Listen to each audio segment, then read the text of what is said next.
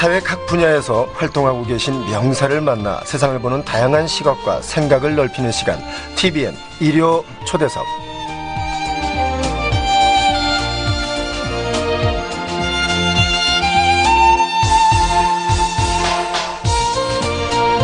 대한민국의 나라 살림을 책임져서 국가 재원을 합리적으로 배분하고 촘촘하게 정의로운 조세 정책을 수립해서 경제 부흥과 국민 행복을 선도하는 기관, 바로 기획재정부입니다. 지난해까지 불황이라는 말이 익숙할 정도로 참 힘들고 어렵다는 말이 절로 나왔다면 새해를 맞아서는 국민들 입에서 이제 좀 먹고 살만하다라는 말이 익숙해졌으면 하는 바람을 가져보는데요. 그래서 오늘은 항상 국민과 기업, 현장과 호흡하면서 국민들에게 희망을 선사하기 위해 노력하고 있는 기획재정부 송언석 제2차관 모시고 얘기를 나눠보도록 하겠습니다. 어서 오십시오. 예, 안녕하십니까. 이 생방송에 초대해 주셔서 특히 또 오늘 일요일인데도 오늘 뭐 좀 마다하지 않고 바로 와주셔서 너무 고맙습니다. 감사 말씀드리겠습니다. 예, 감사합니다. 네. 자, 몇 가지 이제 궁금한 거 여쭤볼게요. 우리나라 경제 정책을 이끌고 있는 기획재정부 차관으로서 지난해를 평가하고 2016년 경제 정책 방향을 좀 간략하게 설명을 하자면. 예, 2015년도는 사실 아시다시피 대외 내외적으로 많은 어려움이 있었습니다. 글로벌 수요 부족으로 그동안 경제 성장의 견인차였던 수출이 둔화되었고 예기치 않은 메르스 사태로 내수마저 굉장히 부진했습니다. 이에 따라 정부는 추가 재정을 투입해서 부족한 유효 수요를 창출하고 블랙 프라이데이 등 소비 활성화 대책을 추진한 바가 있습니다. 그 결과로 지난해 3, 4분기까지 2.5%의 경제 성장을 이루었고 또 세계 3대 신용평가사로부터 역대 최고로 우리 신용 등급이 상향 조정되는 그런 결과를 이루었습니다. 네. 금년에도 사실 우리 경제가 쉬운 상황은 아닙니다. 그렇지만 정부에서는 경제 활력 강화와 경제 체질 개선을 위해서 경제 정책에 초점을 둘 그런 계획이고요. 저성장 구조가 고착화되지 않도록 내수 진작, 그다음에 수출 확대에 힘써서 3%대의 실질 성장 달성을 노력할 계획입니다. 아울러 경기 활성화를 위해서 중앙과 지방 재정을 1, 4분기부터 8조 원 이상 조기 집행하고 공공기관 투자도 6조 원 이상 늘릴 계획입니다. 네. 우리나라 경제를 수출 주도형 경제라고 해서 수출이 경제를 이끈다고 했습니다. 그런데 요즘은 수출 부진이 오히려 성장의 걸림돌이다라고 하는데 어떻게 생각하십니까? 예, 그렇습니다. 대외 환경이 여전히 굉장히 좋지를 않습니다. 중국의 성장세가 좀 둔화되고 있고 브라질이나 러시아 같은 주요 신흥국들의 불안도 좀 가시권에 들고 있습니다. 아울러 지금 유가가 하락이 돼서 저유가가 옛날에는 성장에 굉장히 도움이 많이 되었습니다만 지금은 오히려 수출 단가 하락으로 해서 수출 감소세가 지속되고 있는 그런 형편입니다. 그렇기 때문에 작년 3, 4분기까지 실적을 보면 내수는 경제 성장에 3.4%를 기여했습니다. 예. 반면에 수출은 오히려 경제 성장을 마이너스 0.3% 기여, 다시 말하면 성장을 오히려 갉아먹었다는 그런 상황입니다. 예. 그래서 앞으로 우리나라가 이제 최대 수출 시장이 중국인데 우리나라 수출의 한 4분의 1 정도를 담당하고 있습니다. 예. 그러니까 중국이 성장세가 둔화된다고 한다면 또 한중일 그 외교 관계가 있는데 여기서도 협력적 분업 관계가 좀 악화된다고 한다면 수출의 빠른 회복에도 좀 악영향이 있을 것으로 그렇게 전망이 됩니다. 그렇기 때문에 정부에서는 내수와 수출이 균형을 이루는 경제를 만들기 위해서 5대 수출 유망 품목을 발굴하고 한중 FTA를 활용하는 등 중국 내수시장 등 신시장 개척도 추진을 하고요. 네. 또 아울러 미국이 금리 인상을 이제 하게 될 텐데 이게 대비한 대외 리스크 관리도 아울러 해 나갈 계획이고 또 국내에서 볼 때는 기업 부채라든지 가계 부채라든지 이런 부채가 늘어나는 이런 국내 리스크 관리의 문제도 있습니다. 이런 걸 종합적으로 잘 이루어서 내수와 수출을 통한 균형 있는 경제 그리고 실질적인 성장이 달성될 수 있는 그런 경제를 이끌어 나가도록 노력해 갈 계획입니다. 네, 우리 저 차관님 역할이 정말 중요한 때인 것 같습니다. 미국 금리 인상도 그렇고 가계부채도 그렇고 여러 가지 국내 그 리스크 관리를 해야 될 때가 아닌가 싶고 또 넘어야 할 산들이 많이 있는데 작년에는 내수 시장을 되살리기 위해서 뭐 블랙 프라이데이 뭐 이런 거를 많이 행사를 했습니다. 성과가 어땠는지 좀 궁금하거든요. 예, 아시다시피 작년 봄에 예기치 않은 그 메르스 사태 때문에 내수가 상당히 얼어붙었습니다. 그렇지만 이 꽁꽁 얼어붙은 그 경기를 풀기 위해서 추경 예산을 편성하고 하반기에 블랙 프라이데이 등 집중적인 소비 활성화 대책을 시행을 했습니다. 물론 보는 시각에 따라서는 그 블랙 프라이데이가 반쪽의 그 성공이다 이렇게 얘기할 수도 있습니다만은 준비 기간이 충분히 시원치 않았다는 점을 고려할 때는 상당히 내수 회복의 자신감을 가졌다는 점에서 도움이 많이 되었다고 생각을 합니다. 그 경제는 이게 심리라고 하는데 이러한 자신감을 바탕으로 해서 어렵게 살린 경기 회복의 모멘텀을 이어나가기 위해서 금년도에도 대규모 할인 행사를 정례화한다든지 그 온누리 상품권을 그 구매를 확대를 한다든지 해서 국내 소비를 활성화를 하고 또 아울러 해외 관광객 유치 촉진을 위해서 중국 관광객에 대한 비자 요건을 완화한다든지 면세 판매장의 세금을 즉시 환급해 주는 이런 새로운 제도도 도입을 해서 시행할 계획입니다. 이에 따라 금년에 경기가 다소나마 진정되고 다시 살아날 수 있는 그런 계기를 갖게 될 것으로 기대를 하고 있습니다. 네. 그 코리아 블랙 프라이데이라는 이렇게 대형 그 행사는 처음 있었던 일이죠? 네, 그렇습니다. 그동안에도 간혹 그 행사를 많이 하긴 했습니다만은 이렇게 전국적으로 이런 행사를 한 것은 금년이 처음이고 이것을 내년에는 좀 더 많은 준비 기간을 거치고 좀 더 많은 업자들이 참석을 해가지고 더 큰 규모로 할 수 있도록 그 정부는 앞으로 그렇게 해 나갈 계획입니다. 네, 우리 차관님 말씀 중에 이제 경기는 이제 이 심리다라는 말씀하셨는데 정말 그런 것 같습니다. 자, 나라의 곳간을 책임지고 계신데 올해 나라 살림 규모 어느 정도 됩니까? 예, 우리나라 예산 규모는 그 작년에 비해서 한 11조 원, 2.9% 정도 증가한 386조 원 정도의 규모가 됩니다. 네. 금년도 나라 살림은 재정이 경제에 활력을 불어넣는 기본적인 역할에 충실히 할 수 있도록 하고 또 서민생활 안정이라든지 청년 희망 사업 등에 중점을 두고 편성을 한 바 있습니다.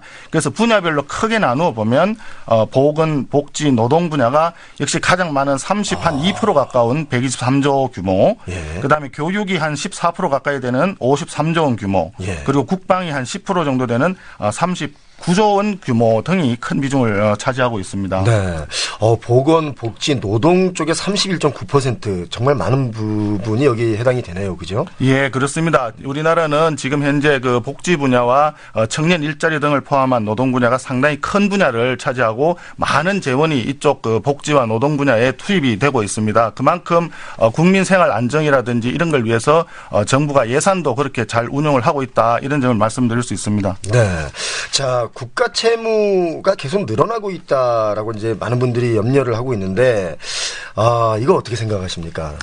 그 국가 채무는 어쩔 수 없이 지금 늘어나고 있는 추세입니다. 그 세수가 충분하면은 필요로 하는 지출서를 충분히 충당을 할 수 있겠지만 현재 앞서 말씀드린 대로 경기가 그렇게 원하는 만큼 충분히 살아나지 못하고 있는 상황이기 때문에 세수가 부족합니다. 이 부족한 세수를 채우기 위해서는 어쩔 수 없이 국가 채무를 늘려나갈 수밖에 없는 상황이고 또 경기가 어려울 때는 그런 그 채무를 좀 일부 지더라도 경기를 살리기 위한 그런 재정의 역할이 또 필요로 하는 상황입니다. 그렇지만 전체적으로 보면 아직까지 국가 채무가 GDP 한 40% 수준인데요.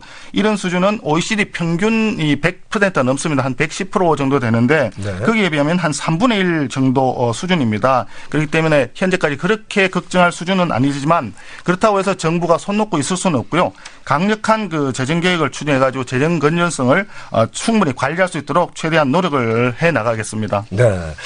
시간이 약간 좀 여유가 있는데요. 우리 차관님께 이제 예를 들어서 우리 이제 나라 살림에 대한 설명을 좀 들었는데 개인적으로 좀 이렇게 지갑이 좀 두툼해지려면 어떻게 하면 될까요? 우리 개인적으로 개인적으로 지갑이 두툼하게 되려고 그러면 열심히 네. 저축도 하고 또 예. 소비 생활도 열심히 해 나가야 되겠죠. 네. 이게 소득이 일정 한도가 있는 상황에서 저축도 하면서 소비도 늘리려고 그러면 이게 좀 상충되는 논리일 것입니다. 그렇기 때문에 이 말은 뭐냐 하면은 필요한 소비, 꼭 필요한 소비의 소비 지출을 이렇게 그 조정을 해야 된다는 그런 말씀이고요. 그다음에 저축이라고 하는 말씀은 뭐냐 하면은 그 나머지 중에서 투자의 어떤 마인드를 좀 늘려가지고 가장 많은 수익률을 높일 수 있도록 에브리바디 다 노력해야 된다. 각자 노력해야 된다. 이런 취지입니다. 그러니까 예. 모든 사람들이 다 경제적인 마인드를 지금보다 좀 더 많이 가져야 된다. 이런 취지로 이해할 수 있을 것 같습니다. 예. 에브리바디 다시 노력해야 된다. 와, 박수 한번. 예. 저기 밖에서 박수 한번 쳐주세요. 예. 예.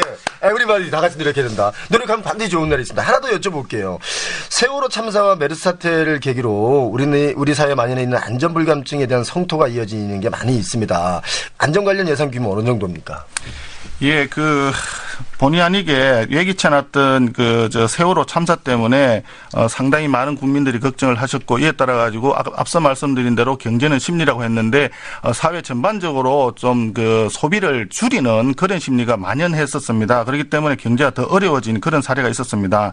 그런데 그 안전과 관련된 예산 규모를 말씀드리면 2014년도에 약 12조 4천억 정도의 예산이 안전 분야에 투자가 된 바가 있습니다.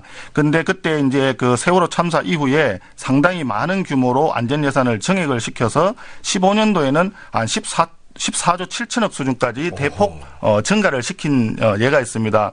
그렇지만 그 증가 추세를 계속 이어나가기에는 경제 아까 말씀드린 대로 세수가 그렇게 여의치 않았기 때문에 16년도 금년도에는 안전 예산이 15년도와 비슷한 규모입니다만은 15년도 중간에 추경을 해서 한 1조 이상 추경을 해서 안전 예산을 투자를 늘린 바가 있습니다. 네. 그걸 고려한다 그러면 실질적으로 한 6.4% 정도 증가한 한 15조 6천억 정도가 안전 예산에 투자된다, 이렇게 말씀을 드릴 수가 있습니다. 네. 그걸 분야별로 간단히 말씀을 드린다 그러면 대형 재난에 대응하는 부분을 좀 늘리고요. 예. 생활 안전 인프라도 좀 확충을 하고, 예. 지자체와 민간의 안전 투자 역량 제고에도 집중적으로 투자를 할 계획입니다. 특히 예. 이제 재난이 발생할 경우에 예. 경제 사회적 파장이 큰 신종 전염병이라든지 해상 재난, 또 대형 교통 재난, 이런 부분에 대해서는 상당히 중요한 부분입니다. 이게 큰 파장이 있기 때문에 이에 대해서는 선제적으로 투자를 강화할 그런 계획입니다. 네. 야, 정말 이 안전 예산 관련 규모 점점 늘어나고 있습니다. 아무튼 좀 더 안전한 나라가 돼야 되겠습니다. 30분 교통 정보 전해드리고 다시 오겠습니다. 네. TVN 교통시대 일요 초대석, 오늘은 기획재정부 성원석 제2차관 모시고 말씀을 나누고 있습니다. 라디오 방송은 많이 해보셨나요? 라디오 방송은 사실 오늘 처음입니다. 그동안에 종편을 비롯해서 TV 출연은 인터뷰를 여러 번 했습니다만은 네. 오늘 새로운 경험을 하고 있습니다. 아니 시간을 정확하게 탁탁 맞추시길래 전문 방송인이 아닌가 하는 생각이 들어서 제가 순간 여쭤봤습니다. 차관님, 혹시 우리나라 교통사고 이게 얼마나 발생하고 있는지 알고 계십니까? 아까 들어오면서 자료를 얼핏 보니까 2014년도에 우리나라 전체 교통사고 발생 건수가 22만여 건이라고 지금 적혀 있는 자료를 봤습니다. 네. 교통사고 사망자 수가 37년 만에 5천 명 이하로 감소해서 대한민국 교통 역사상 매우 의미 있는 일이다, 이렇게 기록이 되어 있었습니다. 네. 그런데 여전히 우리나라 자동차 1만 대당 사망자 수가 우리나라는 2명이라고 합니다. 그런데 네. OECD 평균은 1.1명이라고 합니다. 여기에 비해서 상당히 우리가 많은 수준이다. 그렇기 네. 때문에 아직도 여전히 개선해야 될 점은 많지 않나, 이렇게 생각이 됩니다. 네, 안전하게 좀 더 나라를 좀 더 안전하게 만들어야 되는데 점점 더 수치가 늘어나니까 이게 좀 심각하다, 이런 생각이 듭니다. 근데 왜 이렇게 사고가 많이 난다, 이렇게 생각하십니까? 사고 이유는 여러 가지가 있습니다. 여러 가지가 있고, 거기에 이제 법이라든지 제도라든지 여러 가지 있겠지만, 제일 중요한 거는 역시 안전의식 부족이 아닐까, 이렇게 생각을 합니다. 특히 네. 우리나라는 연말 연시 이렇게 회식 문화, 네. 송년회라든지 신년회라든지 해서 회식 문화가 많은데요. 음주운전, 또 특히 과속운전, 이런 것들이 제일 중요한 원인이 아닐까, 이렇게 생각을 합니다. 자료에 네. 보면 네. 최근 5년간 교통사고 사망자의 14%가 음주운전에 의한 것이라고 합니다. 네. 사고가 10건이 나면 한 건 이상 음주 사고로 목숨을 잃는다, 이런 이야기거든요. 그렇기 때문에 이건 굉장히 심각한 일이다. 여기에서 아울러 한 가지 더 제가 말씀드리고 싶은 거는 네. 우리나라는 운전자분들이 라이트를 켜는 것을 전기를 낭비하는 것이라는, 그렇게 생각하는지 라이트를 잘 안 켜고 있습니다. 그렇지만 밤뿐만이 아니라 낮에도 라이트를 꼭 켜는 것이 본인은 물론이고 전후방, 측방에 있는 옆에 있는 차량들까지도 안전을 위해서 굉장히 중요하다고 생각을 합니다. 네. 그렇기 때문에 라이트를 꼭 켜시는 게 좋을 것 같고요. 네. 또 승용차를 타게 되면 대개 앞좌석에 운전자분들은 요즘 안전벨트를 많이 합니다만은 네. 옆에 자리라든지 뒤에 앉은 분들은 잘 안 하는 경향이 여전히 남아 있습니다. 안전띠를 매는 것이 사고를 막는데 가장 큰 기본이다, 이렇게 생각을 합니다. 그렇기 때문에 혹시라도 지금 이 방송을 들으시는 분이 있으시다면 안전띠를 꼭 좀 매주시기를 부탁을 드립니다. 네. 아니, 차관님도 직접 운전해 보셨으니까 이제 그런 것을 피부로 직접 느껴서 아시는 거잖아요. 뭐 라이트를 안 켜면 좀 위험하다든지 이런 거. 그렇습니다. 예. 예. 안전불감증이 사실 어쩌면 안전을 매우 위협하는 가장 큰 요인이 아닌가 하는 생각이 듭니다. 그리고 음주운전도 하지 말라면 하지 말아야 되는데 왜 이렇게 자꾸 늘어나는지 이 방송을 듣는 많은 분들은 진짜 음주운전 2016년부터는 딱 끊으셔야 될 것 같습니다. 자, 교통사고를 줄이기 위해서는 법, 제도, 운전자 및 보행자 의식, 또 안전시설 등이 이제 골고루 성숙되어야 할 텐데 차관님께서는 어느 부분이 가장 시급히 개선돼야 된다고 보십니까? 예, 앞서 말씀드렸듯이 그 운전자나 보행자의 의식이 가장 중요하다고 생각을 합니다. 이를 감안해서 정부에서도 그 선진 교통문화 정착과 교통 질서 확립을 위해서 교통안전교육이라든지 홍보 예산을 76억으로 대폭 확대해서 지금 투자할 계획입니다. 아울러 그 고령자 등 교통약자에 대해서는 사회적 관심을 확산을 하고 보복 운전이라든지 난폭 운전 같은 도로 위의 분노 조절 예방을 위해서 교통방송 프로그램 제작을 위해서도 250억 이상을 지원을 하고 있습니다. 네. 또한 그 관광객이 그 대폭 유입함으로써 최근 교통사고가 많이 증가하고 있는 쪽이 제주도 지역이라고 합니다. 네. 이 제주도 지역에도 교통방송을 신설하기 위해서 그 46억 원을 새롭게 반영을 한 바 있습니다. 예. 그리고 이제 시설물 안전 그 관리도 굉장히 중요합니다. 이를 위해서 도로 안전 부분에 1조 3천억, 예. 철도 안전 부분에 한 4,200억 정도를 투자를 해서 네. 시설물 안전 관리도 강화를 함으로써 혹여 사고가 나더라도 그 2차적인 그 후유증 네. 제2의 사고를 방지할 수 있도록 정부에서 최선을 다해서 노력할 계획입니다. 네. 우리 저 차관님 말씀 중에 이제 교통방송 프로그램 제작에 더 좀 더 지원을 했다는 말씀 듣고 아주 굉장히 기분 좋은 생각이 막 들었습니다. 예. 자, 어릴 적부터 학교에서 교통안전 교육을 하고 운전면허 취득 전에 충분한 도로교통 법규와 교통안전에 대한 교육이 필요하지 않나 이런 생각이 드는데 차관님 의견은 어떻습니까? 예, 그렇습니다. 이 그 안전 교육은 아무리 지나쳐도 모자라지 않는다. 그 지나쳐도 모자람이 없다 이런 이야기인데요. 세월호 사고 때도 그랬고 메르스 사태도 그랬고 어린 나이 때부터 안전 교육이라든지 이런 안전에 대한 의식 형성을 위해서 노력을 해야 된다 하는 점에서 전적으로 동감을 합니다. 특히 도로교통공단에서 시행하고 있는 그 유치원이라든지 초중고등학교 교통 안전 담당 교사와 네. 통학버스 운전자라든지 인솔 교사에 대한 교육을 대폭 강화해 나가야 될 필요가 있다. 이렇게 생각을 하고 있고요. 네. 또 재미있고 유익한 안전교육 교재와 홍보물을 제작을 하고 네. 사물 인터넷이라든지 가상현실 같은 그 최근에 잘 발달된 미래지향 첨단 교육을 그 구축을 함으로써 네. 생활 밀착형 교통안전교실을 운영하는 것이 대단히 도움이 많이 되지 않겠나 이렇게 생각을 하고 있습니다. 그렇습니다. 사실 그 뭐 안전교육에 대한 교육은 뭐 아무리 해도 사실 모자라지 않습니다. 그죠? 네, 그렇습니다. 계속 교육을 하고 또 그렇게 교육받은 어린이가 자라서 성인이 되면 안전의식이 굉장히 강해지거든요. 그럼 사고도 많이 줄지 않을까 하는데 요즘에 고령화 사회에 따른 고령자 사고도 요즘 급증하고 있습니다. 이에 대한 대책이 필요한 것 같은데. 그렇죠. 지금 전체 인구 중에서 14%가 넘으면 고령 사회고 노인 인구가 14%를 넘을 때 고령 사회라 그러고 네. 20%를 넘으면 초고령 사회라고 합니다.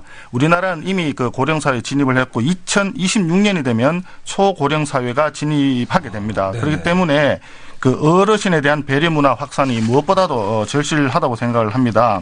그런데 여기서 문제가 이 택시라든지 이런 사업용 차량을 운전하는 그 고연령층 운전자 문제가 네. 대단히 그 시급한 그 해결 과제가 아닌가 생각을 합니다. 네. 제가 알고 있기로 도로교통공단에서도 안전백세, 건강백세라는 슬로건 아래 고령자에 대한 교통안전 캠페인을 지속적으로 추진하고 있다고 알고 있습니다. 앞으로 고령 운전자의 그 운전 능력이라든지 그 유형을 진단하고 그에 따른 맞춤형 교육을 확대하는 것이 무엇보다 중요하고 이러한 점에서 도로교통공단이 하고 있는 이런 그 교육이라든지 그 홍보 이런 부분에 대해서는 전적으로 또 인식을 네. 같이 하고 있습니다.